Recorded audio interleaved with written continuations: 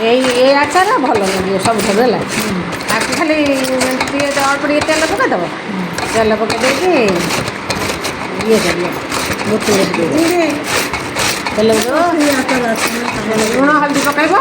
ଲୁଣ ହଳଦୀ ପକାଇକି ପକାଇଦେବ ଗୁଡ଼ ହଉ ଚିନି ହଉ ପକାଇଦେବ।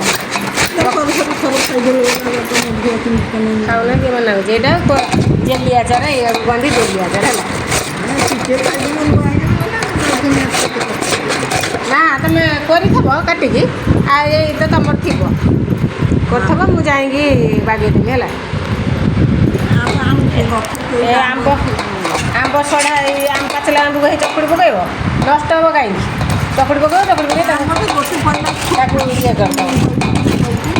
ହେଲେ ଇଏ ଦିନେ କରିବ ବର୍ଷକ ଯାକ ଖାଇବ। ଆଉ ପାଚିଲା ଆମ୍ବ ସରିଗଲେ ଗଲା। ଆଉ ପାଚିଲା ଆମ୍ବ ରହିବ କହୁନା? ବର୍ଷକରେ ପୁଣି ଥରେ ଆକୁ କରିଦେଲା ଆର ବର୍ଷ ପର୍ଯ୍ୟନ୍ତ ଖାଉଥିବ। ଯେତେବେଳେ ମନ ହେଲା ଟିକେ ଖାଇଲ, ବୁଝିପାରିଲ?